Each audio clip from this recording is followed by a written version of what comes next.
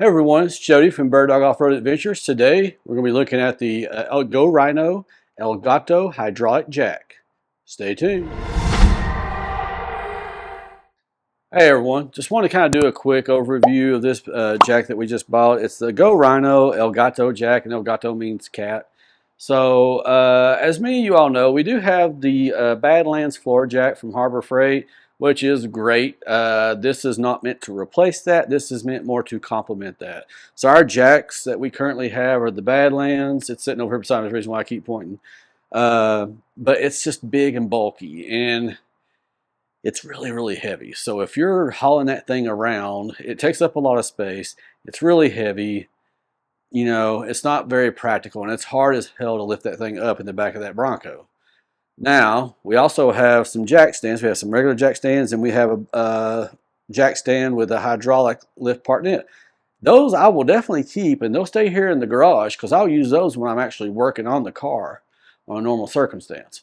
But this thing is for when we're on the trail.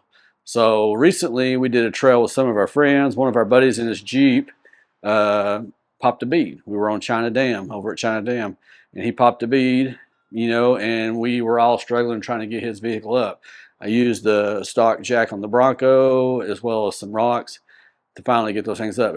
Because as these things are lifted, stock jacks ain't going to cut it no more, guys, for the most part, depending on what you're having to do too. So been meaning to get one of these for a while. We'd had some high lift jacks on the 4Runner back in the day. I don't like those simply because, one, they're difficult to use. Two, there's safety issues. And three, you have a risk of body damage if you don't use it right. So I know plenty of people probably come on here and say, well, you just don't know what you're doing. You got to know how to do it. Yeah, that's right. That's give you right. You know, you have to know what you're doing to use one of those. Whereas this one is more simplified, less risk. I don't want to take a chance. Why take a chance if you don't have to? Only downside to this jack really compared to a high lift at all, just like the ARB one that's similar, is the price.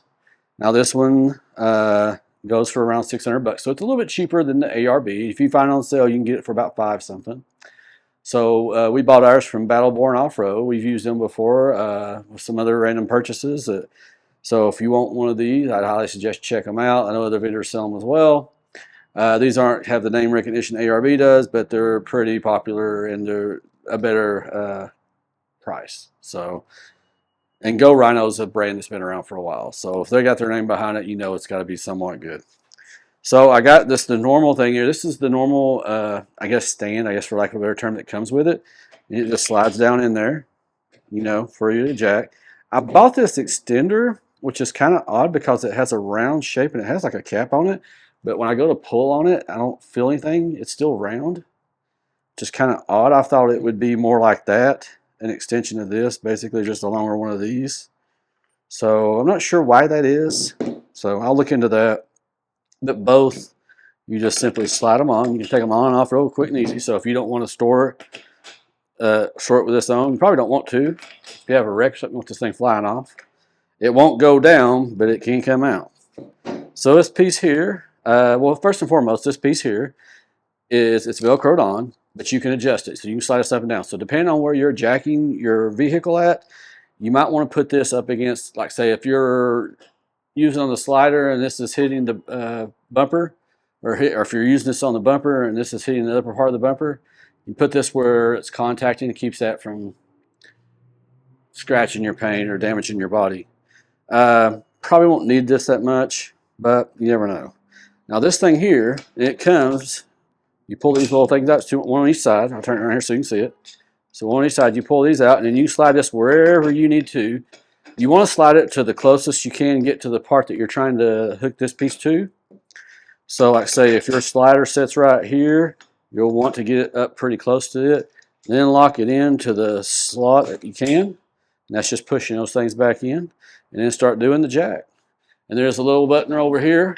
Can't really see it from the camera probably. But you have to lift this up. And there's a little button right here that releases the jack, lowers it down. And it's controllable. So this is hydraulic. Most of y'all probably familiar with hydraulics.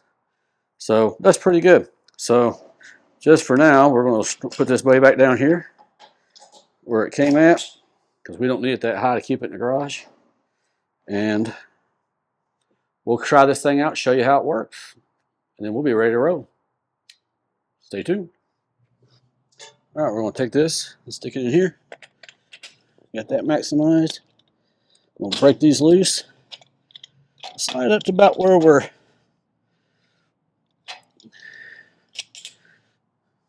at.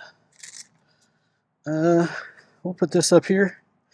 I don't think this is going to be a factor, but just in case. All right. Pretty simple and easy, guys. Now we do have the wheels chalked. Safety first, right? We'll make sure your emergency brake's on as well.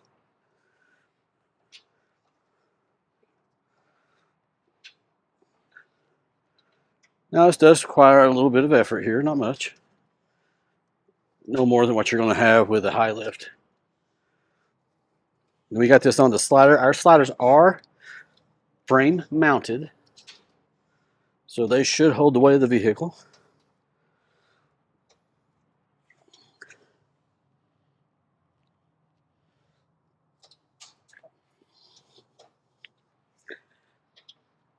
As you can see,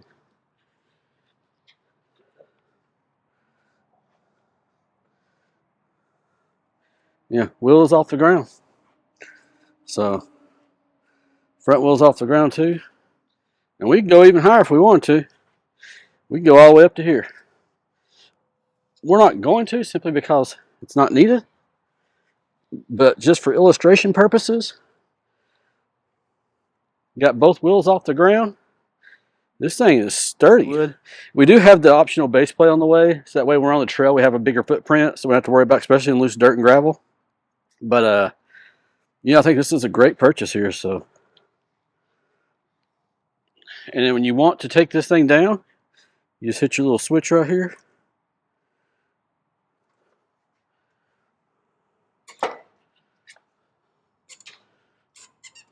There you go. This is my first time using it, so you just gotta, and then like this, pull it out from your vehicle, put everything back up, and you're good to go. Quick and easy demonstration. Like I said, notice there was never any danger of me hitting this door panel like it would be a high lift jack, or me hitting myself. It's good to know.